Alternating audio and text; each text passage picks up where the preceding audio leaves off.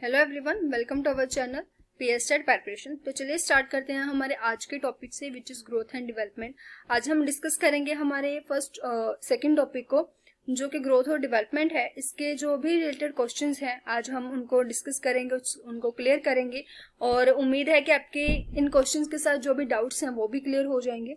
तो ग्रोथ और डेवलपमेंट में जितने भी हमारे पॉइंट्स हैं वो हम सब डिस्कस कर चुके हैं। इससे पहले हिस्ट्री ऑफ साइकोलॉजी को भी डिस्कस कर चुके हैं और ये कुछ 30 के नियर अबाउट क्वेश्चंस हैं। मैंने कोशिश की है कि दोनों जो टॉपिक है, विच इज हमारा फर्स्ट टॉपिक जो कि हिस्ट्री ऑफ साइकोलॉजी है और सेकंड टॉपिक ग्रोथ और डेवलपमेंट है, इन दोनों के कुछ मिक्स क्वेश्चंस हैं जो मैं आपके साथ शेयर कर रही हूँ। तो चलिए इनको डिस्कस करते हैं। इससे पहले मैं कहना चाहूंगी कि अगर अभी तक आपने ये टॉपिक ग्रोथ और डेवलपमेंट अच्छे से क्लियर नहीं किया तो पहले इसको स्टडी कीजिए, उसके बाद ही मैं चाहती हूँ कि आप ये क्वेश्चंस को सॉल्व करें। क्यों अगर आपने अभी तक क्लियर नहीं किया तो आपको जो प्लेलिस्ट है ग्रोथ और डेवलपमेंट का वो हमारे चैनल पे मिल जाएगा। तो चलिए डिस्कस करते हैं हमारे फर्स्ट क्वेश्चन के साथ। ये है हमारा फर्स्ट क्वेश्चन, इसे रीड करेंगे पहले।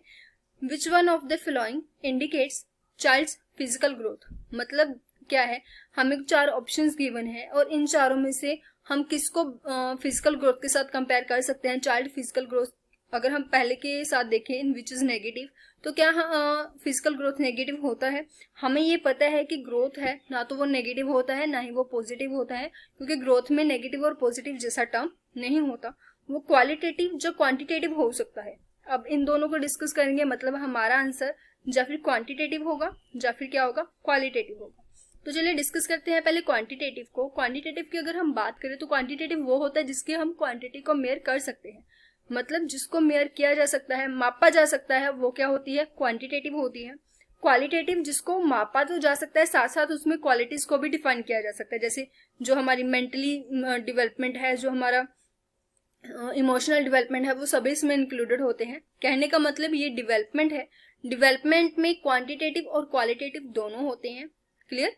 और जैसे कि हमने पढ़ा भी था जब हम डिफरेंस क्लियर कर रहे थे ग्रोथ और डेवलपमेंट में, तो उसमें ये पॉइंट था कि क्वालिटेटिव और क्वांटिटेटिव इन दोनों को मिलाकर डेवलपमेंट होता है और ओनली जो क्वांटिटेटिव होता है, जिसको सिर्फ मेयर किया जा सकता है, वो क्या होता है, क्वांटिटेटिव होता है। क्लियर? तो चलिए इसमें देखते हैं कि फिजिकल ग्रोथ क्या होता है। तो ये तो क्लियर है कि फिजिकल ग्रोथ क्वांटिटेटिव होता है, फिजिकल है, ओनली हमारे शरीर का है। ठीक है, क्वांटिटी मेयर की जा सकती है, हाइट इंक्रीज हो रही है, वेट इंक्रीज हो रहा है, उसको मेयर किया जा सकता है। ठीक है, तो ये क्या होगा, क्वांटिटेटिव होगा।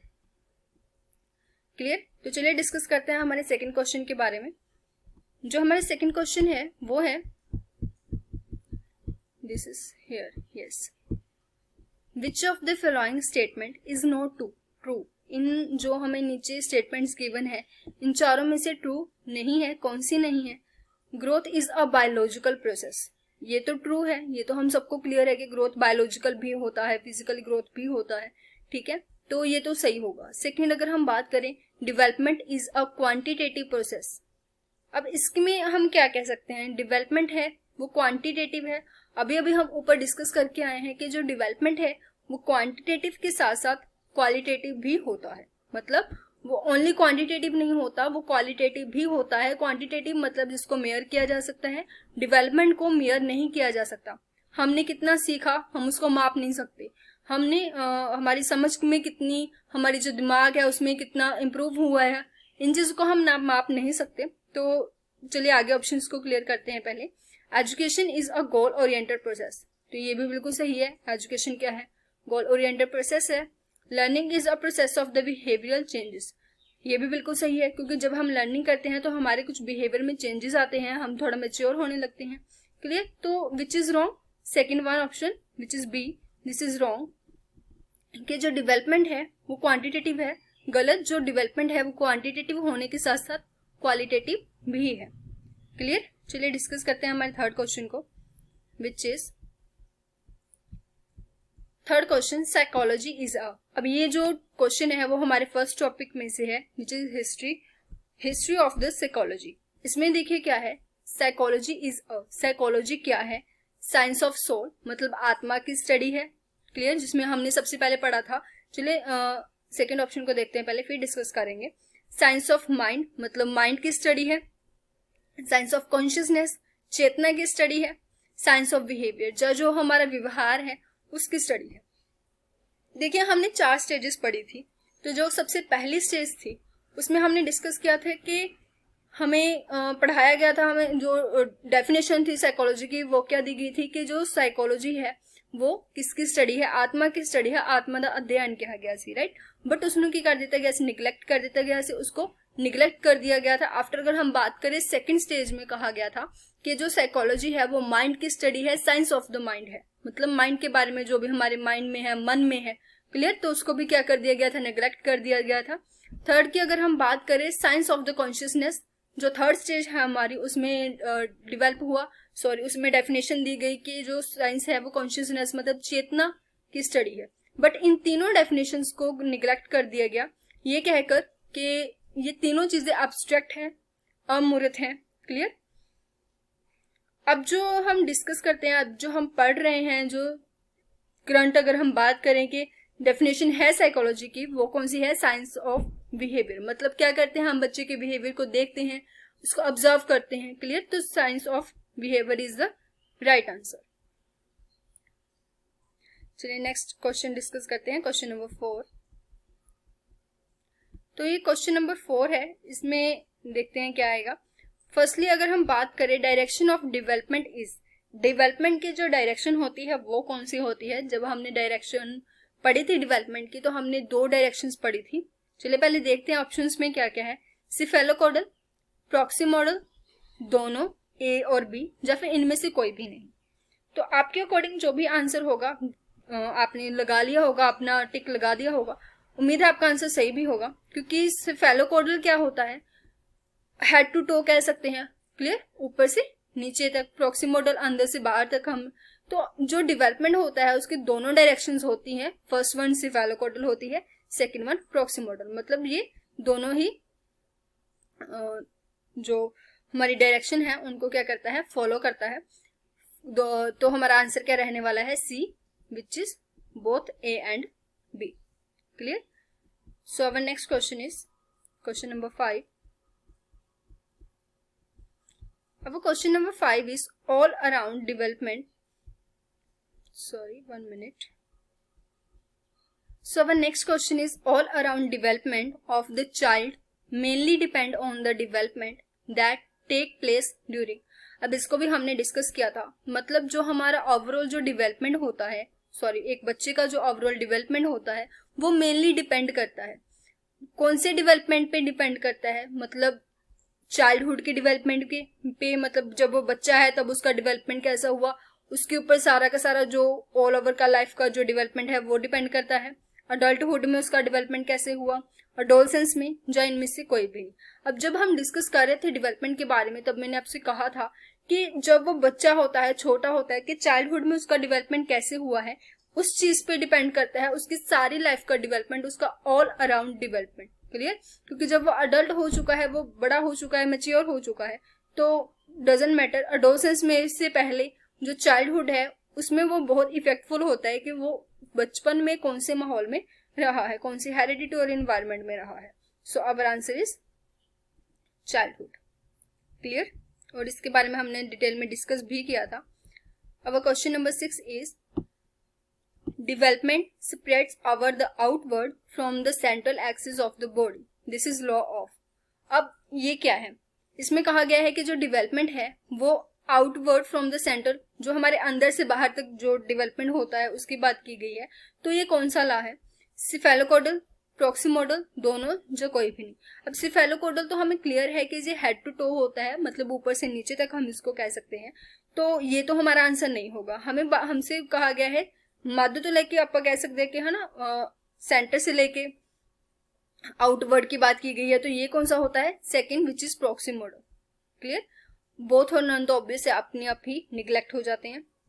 नेक्स्ट क्वेश्चन इज अब 7th question, the shortest period of the development stage of the, मतलब एक जो डेवलपमेंट स्टेजेस हमने पढ़ी थी उसमें से जब सबसे छोटा जो पीरियड है वो कौन सा है, चाइल्डहुड, अडल्टहुड, इन्फेंसी, या लेटर चाइल्डहुड। अब लेटर चाइल्डहुड तो खुद ही चाइल्डहुड की एक टाइप है, तो चाइल्डहुड तो हमारा आंसर नहीं होगा। देखिए अगर हम टाइम, अगर इनका पीरियड देखें कि कितने टाइम का होता है, चाइल्डहुड होता है 6 से 12 साल तक का, अडल्टहुड होता है 12 से 18, मतलब this is not our answer. तो 12 से 18। इन्फेंसी होता है 0 से 2 साल तक, और लेटर चाइल्डहुड होता है 6 से 12 साल तक। मतलब सबसे स्मॉल कौन सा होगा, सबसे छोटा पीरियड कौन सा होगा, शॉर्ट पीरियड कौन सा होगा, इन्फेंसी, जिसका टाइम पीरियड ओनली कितना है, 2 साल। क्लियर। नेक्स्ट अगर हम बात करें अवर 8th क्वेश्चन के बारे में, this is our 8th question. After the birth the average weight of the child. अब average weight of the child मतलब जैसे कि हमने डिस्कस किया था कि जब बच्चे का जन्म होता है तो उसका वेट कितना होता है, तो मैंने आपसे कहा था कि 4, 5, 6, 7 के नियर पाउंड के अराउंड ऑफ होता है।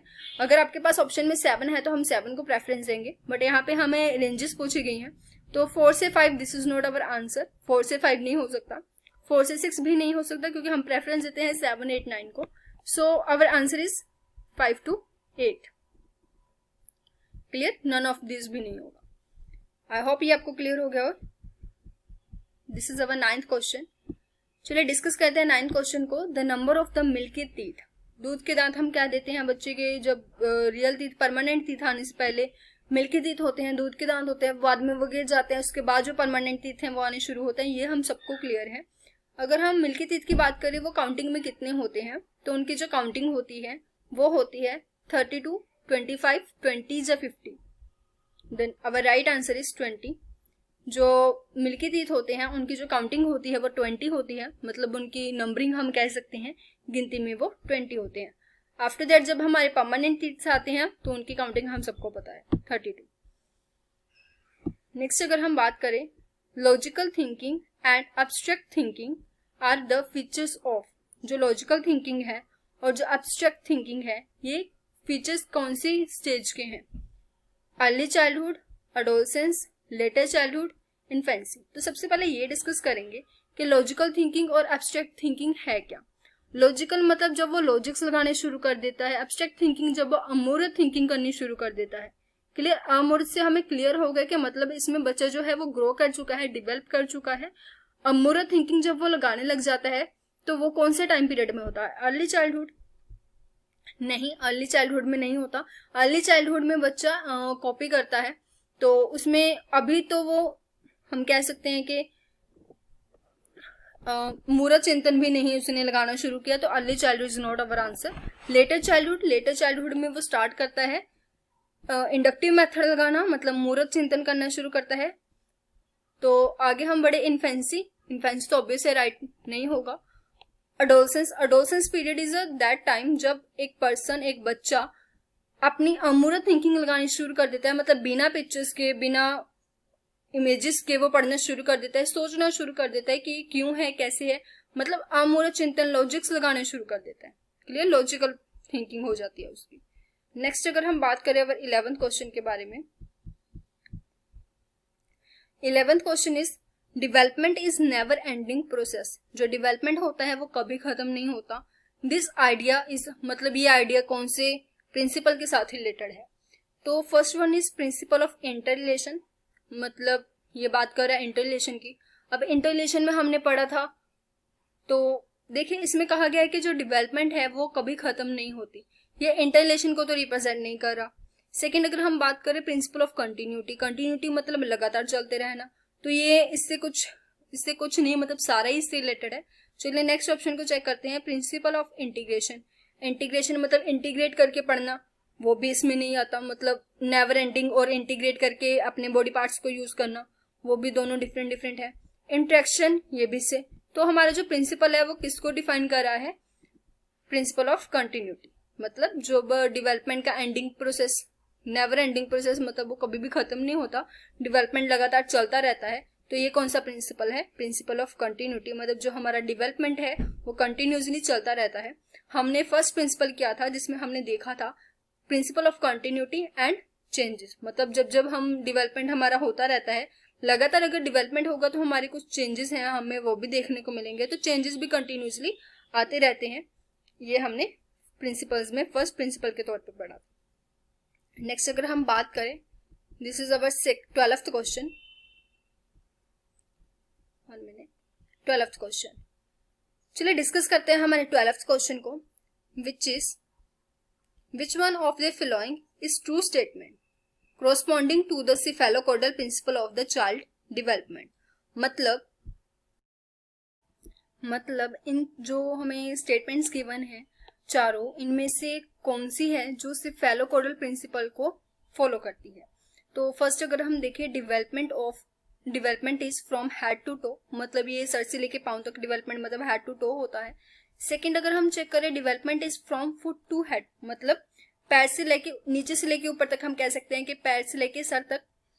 तो थर्ड अगर हमने रीड करें तो क्लियर है ये तो कि हमें आंसर पहले ही क्लियर हो गया, क्योंकि हम बहुत बार डिस्कस भी कर चुके हैं इस चीज को कि जो सिर्फ फैलोकोडल है वो कौन सा डेवलपमेंट है, development from head to toe, मतलब ऊपर से लेके नीचे तक जो डेवलपमेंट है उसकी बात की गई है। अगर थर्ड हम देखें तो इसमें बात की गई है प्रॉक्सी मॉडल की, मिडल से बात की गई है तो वो प्रॉक्सी मॉडल होता है। None of this is not our answer, so our answer is head to toe. Next अगर हम डिस्कस करें our 13th, which of the following is not a principle of human development, इन चारों में से कौन सा जो प्रिंसिपल है वो ह्यूमन डेवलपमेंट का नहीं है। यहाँ पे नोट की बात की गई है। मोस्टली क्या होता है, हम एग्जाम में इन सब वर्ड्स को ज्यादा ध्यान नहीं देते, अगर ध्यान देते भी है तो माइंड स्किप हो जाते हैं। तो इन सब चीजों को हाईलाइट कर लेना चाहिए ताकि हमारा जो आंसर है वो गलत ना हो। First one is continuity, second one is general to specific. अब हम पता है कि जो डेवलपमेंट है कंटिन्यूटी उसका जो प्रिंसिपल है, मतलब जो डेवलपमेंट है वो कंटिन्यूसली चलता रहता है, this is a principle of the human development. Clear. Second अगर हम बात करें जर्नल टू स्पेसिफिक भी होता है। हमने रीड किया था कि पहले जनरल डेवलपमेंट होता है, धीरे धीरे जैसे हमने पढ़ा था कि ग्रोस मोटर स्किल्स से फाइन मोटर स्किल्स तक। क्लियर। तो general to specific is also a principle of human development. Third की अगर हम बात करें सीक्वेंशियली, मतलब सीक्वेंस भी फॉलो करता है। सीक्वेंस कौन कौन सी फॉलो करता है, सिफेलोकोडल और प्रॉक्सी मॉडल, जो कि हम बहुत बार डिस्कस कर चुके हैं आज के लेक्चर में। Last one is reversible. अब ये तीनों तो बिल्कुल सही है। अब फोर्थ आंसर होगा, वो क्यों होगा रिवर्सिबल, क्योंकि हमने ये पढ़ा था कि जो डेवलपमेंट है उसको रिवर्स नहीं किया जा सकता।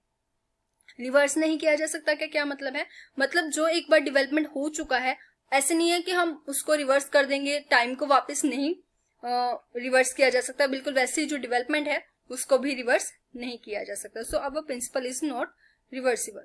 Clear. Our next question is question number 14। Question number 14 is human development is a product of. Human development किस चीज का प्रोडक्ट है, पेरेंट्स एंड टीचर्स। तो पेरेंट्स और टीचर्स के अलावा जो हमारी सोसाइटी है वो भी बहुत इंपॉर्टेंट पार्ट होता है डेवलपमेंट का। सो this is not right answer. Sociological and cultural, समाज और सभ्याचार के अलावा भी बहुत सारे पार्ट्स होते हैं जो डेवलपमेंट को, जैसे हमारा घर हो गया, स्कूल हो गया। क्लियर। तो this is also not right answer. Heredity and environment, yes हमने पढ़ा भी था, जो कि वुड्सवर्थ की दी हुई डेफिनेशन भी थी, जिसमें हमने मेंशन किया था कि D is equal to H multiply E, मतलब जो डेवलपमेंट होता है वो किन दोनों चीजों का प्रोडक्ट होता है, हेरिडिटी एंड इन्वायरमेंट। और अब इन्वायरमेंट की बात करें तो इन्वायरमेंट में सारा समाज इंक्लूडेड है, कल्चर इंक्लूडेड है, टीचर्स इंक्लूडेड है, पेरेंट्स इंक्लूडेड है। हेरिडिटी मतलब जो क्वालिटीज हमें हमारे पेरेंट्स से मिली है। So our answer is heredity and environment. This is also a important definition given by Woodsworth. Next अगर हम बात करें 15th की, जो हमारा 15th क्वेश्चन है that is which of the following is not a correct sketch of early childhood. अब जो बात करें कि अर्ली चाइल्डहुड का करेक्ट स्केच कौन सा नहीं है, हमें ऑप्शंस गिवन है। First option is pre school age. अब अर्ली चाइल्डहुड को प्री स्कूल एज कहा जाता है, हमने पढ़ा भी है, क्योंकि वहां पे क्या होता है, बच्चा स्कूल जाना शुरू करता है लाइक प्ले वेज में, राइट। तो उसकी जो स्टार्टिंग होती है प्री स्कूल है वो जाना शुरू कर देता है। अर्ली चाइल्डहुड जो एज होती है ये होती है कुछ 2 से 6 साल तक। So this is also called as pre school age. Gang age early childhood. चलिए पहले नेक्स्ट को क्लियर करते हैं। इमिटेशन, अब अर्ली चाइल्डहुड में 2 से 6 साल का बच्चा है वो नकल करता है अपने बड़ों की, अपने पेरेंट्स की नकल करता है। क्लियर। जैसे लड़की है वो टीचर की नकल करती है, घर में टीचर्स की तरह बिहेव करती है। तो ये सब हमें नॉर्मली अर्ली चाइल्डहुड में देखने को मिलता है। टॉय एज भी इसको कहा जाता है, बच्चे टॉयज के ज्यादा खेलते हैं। तो जो गैंग एज है, अगर हम उसकी बात करें, जो गैंग एज है वो कौन सी एज होती है, गैंग एज होती है, इसको लेटर चाइल्डहुड के साथ जो डिफाइन किया जा सकता है, गैंग एज लेटर चाइल्डहुड को कहा जाता है। जब बच्चे 6 से 12 साल के होते हैं तब वो कौन सी एज उनको कहा जाता है, गैंग एज कहा जाता है, एलिमेंट्री स्कूल एज कहा जाता है, क्योंकि उस टाइम क्या होता है बच्चे गैंग्स में रहना शुरू करते हैं, ग्रुप्स में रहना शुरू करते हैं, उनको अपने फ्रेंड्स के साथ रहना ज्यादा पसंद होता है, तो एक सर्कल उनका बनना शुरू हो जाता है। Clear? This is our 16th question. The writer of the book child growth and development is. अब जैसे कि मैंने आपको कहा था कि जो राइटर्स हैं वो भी बहुत देखने को मिलते हैं, इम्पोर्टेंट हैं, तो इसलिए हमने बुक्स को भी साथ साथ में कवर किया था। तो ये बुक हमने पढ़ी थी कि ये बुक किसके द्वारा लिखी हुई है। फर्स्ट वन इज जीन पियाजे, JB Watson, third option is EB Hurlock and last is William James. तो आप सबको क्लियर होगा कि जो चाइल्ड ग्रोथ एंड डेवलपमेंट है इसके राइटर कौन है, इसके राइटर हैं ईबी हॉलोक। क्लियर? ईबी हॉलोक के द्वारा ये बुक है वो लिखी गई है और ये हम डिस्कस कर चुके हैं, बुक्स के नेम में हमने किया था। 17th अगर हम बात करें, विच of the following is a sensitive period, मतलब ये भी हमने पढ़ा था कि जब बच्चा लैंग्वेज सीखता है तो सबसे पहले तो वो जिस उम्र में वो लैंग्वेज सीखता है वो उम्र क्या होती है, वो सेंसिटिव पीरियड होती है लैंग्वेज डेवलपमेंट करने के लिए। क्यों? क्योंकि कहीं ना कहीं उस उम्र में उसकी जो लैंग्वेज है उस लैंग्वेज पे पूरी की जो लाइफ है वो डिपेंड होती है, मतलब इन द फ्यूचर। तो हम कह सकते हैं, और जो बच्चा है वो सीखता कब है, अर्ली चाइल्डहुड में। अर्ली चाइल्डहुड को क्या कह सकते हैं, this is given a statement जिसमें कहा गया है कि जो बहुत सेंसिटिव पीरियड होता है लैंग्वेज डेवलपमेंट के लिए। कौन सा पीरियड? Early childhood. स्पेशली किसके लिए कहा गया है? लैंग्वेज डेवलपमेंट, मतलब जब वो बच्चा लैंग्वेज को सीखता है, लैंग्वेज को यूज करना शुरू करता है।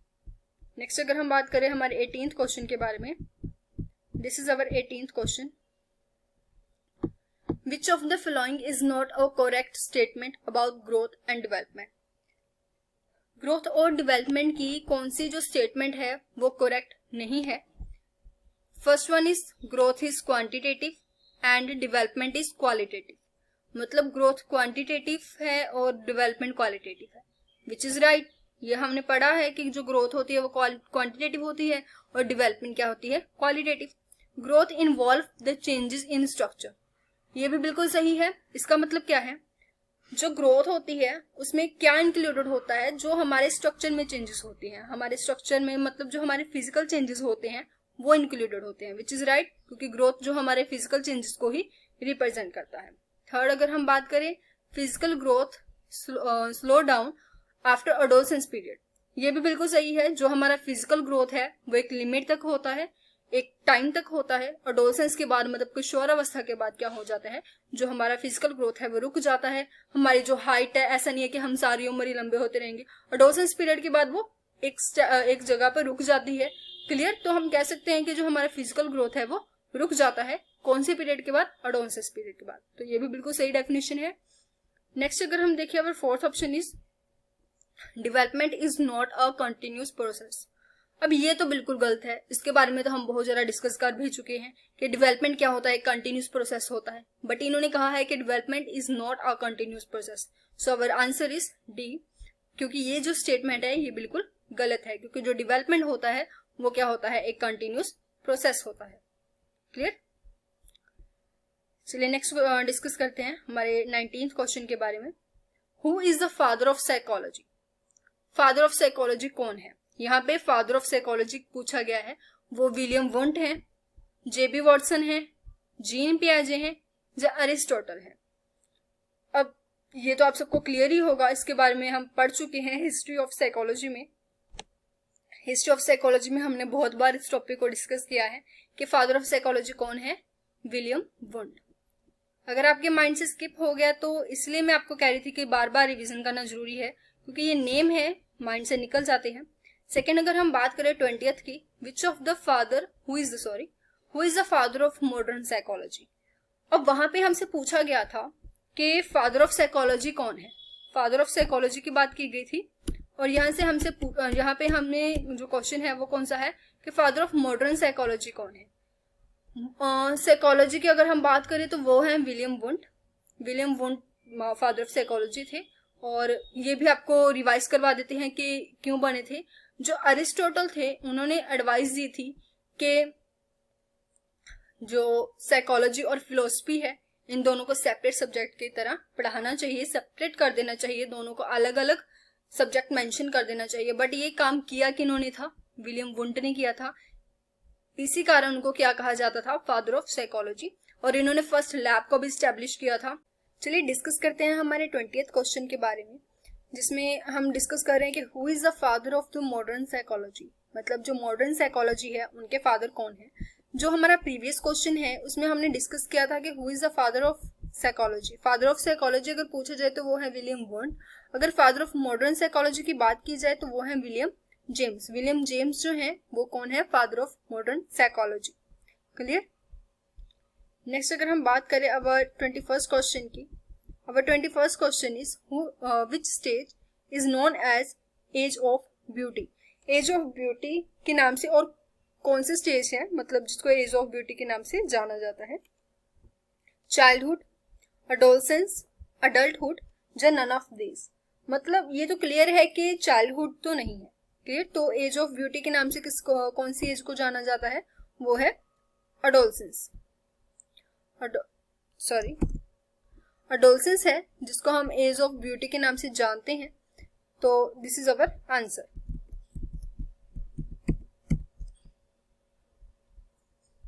एज ऑफ ब्यूटी जिसको हम कहते हैं अडोलसेंस। क्लियर। नेक्स्ट अगर हम बात करें, मतलब किशोरावस्था की बात की गई है यहाँ कि किशोरावस्था को एज ऑफ ब्यूटी मतलब सुंदरता की उम्र भी कहा जाता है। अब 22nd question is word fall is given bye. हमने पढ़ा था कि फॉल वर्ड के बारे में। फॉल वर्ड में क्या पढ़ा था हमने? एफ मीन्स फियर, ए का मतलब एंगर एंड एल का मतलब हमने पढ़ा था लव। मतलब फियर, एंगर एंड लव, जिसमें हमने ये तीन चीजें देखी थी कि फियर, एंगर एंड लव ये तीनों जो फीलिंग्स हैं बच्चे में जन्म से ही होती हैं, बिल्कुल स्टार्टिंग से ही होती हैं। तो ये जो डेफिनेशन गिवन थी that is given by JB Watson. JB Watson ने इस डेफिनेशन को दिया था। उन्होंने कहा था कि बच्चे में जन्म से ही तीन फीलिंग्स होती हैं, डर, गुस्सा और प्यार, मतलब फियर, एंगर और लव। इसलिए उन्होंने क्या दिया था? फॉल वर्ड को। देन द वर्ड फॉल मतलब fear, anger, love is given by JB Watson. तो चलिए डिस्कस करते हैं आगे 23rd question. Toy age refers to. तो टॉय एज कौन सी एज को रेफर करती है? ये हम पहले भी क्वेश्चन कर चुके हैं कि जो टॉय एज है वो कौन सी एज को रेफर करती है? अर्ली चाइल्डहुड को। देखिए बाकी जो ऑप्शंस हैं जब हम उनको डिस्कस करेंगे तो अर्ली चाइल्डहुड को हम क्या कह सकते हैं? टॉय एज भी कहते हैं। लेटर चाइल्डहुड, लेटर चाइल्डहुड में बच्चा बड़ा हो जाता है, 6 से 12 साल की उम्र होती है। उस एज में वो क्या करता है? थोड़ा अपने फ्रेंड्स के साथ खेलना पसंद करता है, बाहर आउटडोर गेम्स खेलता है। तो टॉयज के साथ उसको कंपेयर नहीं किया जा सकता क्योंकि वो इस उम्र में टॉयज के साथ खेलना छोड़ देता है। बेबीहुड की अगर हम बात करें तो बेबीहुड जो स्टेज है वो ईबी हॉलुक की गिवन है।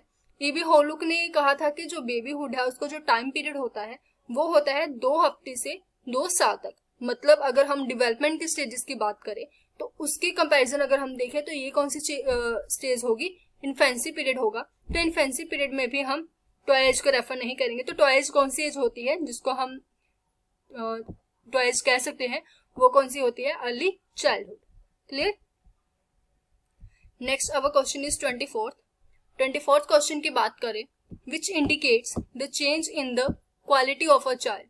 मतलब इनमें से कौन है जो कौन सी अगर कहे ग्रोथ है, डेवलपमेंट है, लर्निंग है या इन्वायरमेंट है जो एक बच्चे की क्वालिटी को बताता है, उसके चेंजेस जो आते हैं उसकी क्वालिटी में, उसके जो गुणवत्ता में जो चेंजेस आते हैं उसको रिप्रेजेंट करता है। तो ग्रोथ तो नहीं होने वाला, ग्रोथ क्योंकि जो फिजिकली चेंजेस होते हैं, क्वांटिटेटिव चेंजेस होते हैं उनको बताता है, मतलब वो चेंजेस बताता है जिसको हम माप सकते हैं। बट यहाँ पे क्वालिटी की बात की गई है, मतलब क्वालिटी मतलब गुणवत्ता की बात की गई है। लर्निंग भी नहीं हो सकता। क्लियर। डेवलपमेंट तो क्लियर है कि डेवलपमेंट क्या होगा? वो चेंजेस हैं जो आते हैं, मतलब गुणवत्ता में जो चेंजेस आते हैं उनको उसको हम क्या कह सकते हैं? डेवलपमेंट कह सकते हैं। जो भी हमने पढ़ा भी है कि क्वांटिटेटिव और क्वालिटेटिव दोनों जो क्वालिटीज होती हैं, मतलब दोनों जो चेंजेस होते हैं वो किसमें इंक्लूडेड होते हैं? डेवलपमेंट में। नेक्स्ट इज एनवायरमेंटल, तो ये तो बिल्कुल नहीं होने वाला। क्लियर। नेक्स्ट अगर हम डिस्कस करें our next question which is 25th में क्या है? Who is the best psychologist of 20th century. 20वीं सदी का बेस्ट साइकोलॉजिस्ट कौन है? ये भी हम सबको पता है कि 20वीं सदी का बेस्ट साइकोलॉजिस्ट हम पढ़ के आए हैं। किसको माना जाता है? पियाजे को, कोहलबर्ग को, स्किनर को, या वाइगोस्की को? तो अवर आंसर इज स्किनर। स्किनर है जिसको कहा जाता है कि वो 20th सेंचुरी के बेस्ट साइकोलॉजिस्ट हैं, जो कि हम डिस्कस कर चुके हैं। नेक्स्ट अगर हम बात करें 26 में हमने पढ़ा है कि the best place of social development, सामाजिक विकास के लिए, सामाजिक विकास करना है एक बच्चे का, कौन से बच्चे का? वो बच्चा जिसकी उम्र अभी 12 साल है, तो कौन सी जगह बेस्ट होगी? ये जो क्वेश्चन है ये एग्जाम में आ चुका है, अभी जो पीएसटेट होके हटा है तो उसमें ये क्वेश्चन देखने को मिला था। बहुत कंफ्यूजन भी थी इस क्वेश्चन में स्टूडेंट्स को कि नेबरहुड, फैमिली, प्लेग्राउंड या स्कूल। नेबरहुड नहीं होने वाला, क्योंकि नेबरहुड में जो 12 साल का बच्चा है वो इतना इंटरेस्ट नहीं लेता। फैमिली की अगर हम बात करें तो छोटे बच्चे के लिए जो फैमिली होती है वो ज्यादा इम्पोर्टेंस होती है। अब बच्चा बड़ा हो गया है, 12 साल का हो गया है, वो अपनी जो लेटेस्ट चाइल्डहुड है वो कंप्लीट कर चुका है। सो स्कूल में भी हम सबको पता है कि नो। तो ये जो उम्र होती है इसमें सबसे अच्छा जो डेवलपमेंट है उसके प्लेग्राउंड में होता है, खेलने के मैदान में होता है। वो अपने फ्रेंड्स के साथ, अपने खुद की एक गैंग, हमने पढ़ा कि गैंग एज होती है, तो उस खुद की गैंग के साथ रहना, वो अपने फ्रेंड्स के साथ आउटडोर खेलना, आउटडोर जो गेम्स होती हैं वो खेलना ज्यादा पसंद करता है। तो इसलिए हम क्या प्रेफरेंस देंगे? प्लेग्राउंड के। वहां प्लेग्राउंड में, खेल के मैदान में उसका बहुत अच्छे से सामाजिक जो विकास है वो हो सकता है। 27th क्वेश्चन की अगर हम बात करें, 27th क्वेश्चन है हु इज द, मतलब कौन है बच्चे का फर्स्ट टीचर? फर्स्ट टीचर है कौन है? हेडमास्टर? बिल्कुल नहीं, ये तो बिल्कुल बेसिक सा क्वेश्चन है, इस क्वेश्चन का आंसर हम सभी को पता होगा। क्लास टीचर भी नहीं है। Then answer is mother. एक मदर होती है जिसको हम क्या कह सकते हैं कि फर्स्ट टीचर होता है बच्चे का। बच्चे की पहले अध्यापिका हम कह सकते हैं कि उसकी माता होती है, जो उन्हें सिखाती हैं स्टार्टिंग से। जो भी पहले 2 साल में, जब 3 साल में जब बच्चा स्कूल नहीं जाता, तो जो भी उसमें क्वालिटीज होती है वो सभी उसके मदर फादर ही उसको सिखाते हैं। तो फर्स्ट टीचर कौन सी होती है? उसके मदर। 28th क्वेश्चन की अगर हम बात करें, 28th क्वेश्चन कौन सा है? Which one of the following is an example of motor skill? Fine motor skill. हमने 2 टाइप्स के स्किल पढ़े थे, फाइन मोटर स्किल और gross motor skill. Fine motor skill की अगर हम बात करें तो फाइन मोटर स्किल कौन से होते हैं? जिसमें हम अपने छोटे मसल्स को यूज करते हैं। बिल्कुल जैसे यहाँ पे आपको पहले आंसर्स देख लेते हैं। Climbing, running, writing and jumping. अब ये क्लियर है कि ये जो बाकी की 3 एक्टिविटीज हैं, क्लियर, राइटिंग को छोड़ के जो बाकी की 3 एक्टिविटीज हैं, ये इन तीनों में हम हमारे बड़े मसल्स को, लाइक लेग्स को, आर्म्स को यूज कर रहे हैं। तो ये तीनों किसकी एग्जांपल्स हैं? ग्रोस मोटर स्किल की। और this one is example of fine motor skill. अब ग्रोस मोटर स्किल कौन सी होती है? जिसमें हम हमारे बड़े मसल्स का यूज करते हैं, लाइक लेग्स हो गई, आर्म्स हो गए, जब हम खेलते हैं, कूदते हैं, दौड़ते हैं, क्लियर। जब हम लिख रहे हैं तब हम हमारी फिंगर्स का यूज कर रहे हैं। फिंगर्स को यूज कर रहे हैं मतलब बहुत, जो हमारी फिंगर्स के मसल्स हैं, छोटे मसल्स हैं, बहुत ध्यान से कोऑर्डिनेशन बना रहे हैं आईज और हैंड का। तो वो कौन सी स्किल होती है? Fine motor skill. नेक्स्ट अगर हम बात करें 29th question is the important quality of an effective teacher. अब एक टीचर है, इफेक्टिव है, उसकी सबसे इंपॉर्टेंट क्वालिटी क्या होनी चाहिए एक इफेक्टिव टीचर बनने के लिए? तो deep knowledge about the subject thought, जो वो सब्जेक्ट पढ़ाता है उसके बारे में बहुत अच्छे से डीपली नॉलेज है, उसको बहुत नॉलेज है उस सब्जेक्ट के बारे में। Good report with the students, students के पास बहुत, स्टूडेंट के साथ बहुत अच्छा है। स्ट्रिक्ट टीचर है, बहुत सख्त टीचर है। गुड मोटिवेटर है। तो इसका आंसर तो आप सभी को क्लियर होगा कि डीप ओनली सब्जेक्ट के बारे में नॉलेज होना बहुत अच्छी बात नहीं है। हमें थोड़ा स्टूडेंट्स के बारे में भी सोचना चाहिए। सिर्फ स्टूडेंट के बारे में अगर सोचेगा, उनके साथ बहुत अच्छे से बिहेव करेगा, तो ये भी हम इतना प्रेफरेंस नहीं देंगे। स्ट्रिक्टनेस तो हमें कहना ही नहीं है। अगर हम बात करें a good motivator, a teacher जो अच्छे से मोटिवेट करे अपने स्टूडेंट्स को, वो क्या होता है? बेस्ट टीचर होता है, इफेक्टिव टीचर होता है। तो this is our answer, a good motivator, मतलब अच्छे से मोटिवेट करे अपने स्टूडेंट्स को, दैट इज अवर आंसर, ताकि वो लाइफ में आगे कुछ कर सके, आगे बढ़ सके। Our 30th question is, in which of the following stage the sorry, there is a mistake, 1 minute. Our 30th question is, in which of the following stages the child looks self-centered? इनमें से कौन सी stage है जिसमें एक बच्चा self centred नजर आता है? क्लियर? अगर हम बात करें तो सेल्फ सेंटर्ड कौन सी एज में नजर आता है? इन्फेंसी पीरियड में, जब वो 0 से 2 साल तक का होता है। अर्ली चाइल्डहुड में 2 से 6 साल तक का समय होता है। Adolescence and adulthood. देखिए ये दोनों तो हमारे पास ऑप्शंस में होने ही नहीं चाहिए, क्योंकि अडोलसेंस में और अडल्टहुड में बच्चा डेवलप हो चुका होता है, तो वो सेल्फ सेंटर्ड नहीं होता। इन्फेंसी पीरियड में बच्चा बहुत छोटा होता है, तो हमारा जो राइट आंसर होगा वो कौन सा होगा? अवर right answer is early childhood. Early childhood मतलब जब वो 2 से 6 साल तक का होता है, that is the time period for the, हम कह सकते हैं that is the time period for the self centred, मतलब इन दैट एज वो क्या होता है? सेल्फ सेंटर्ड होता है। चलिए आज के लिए बस इतना ही। हमारे जो क्वेश्चंस हैं वो कंप्लीट हो चुके हैं।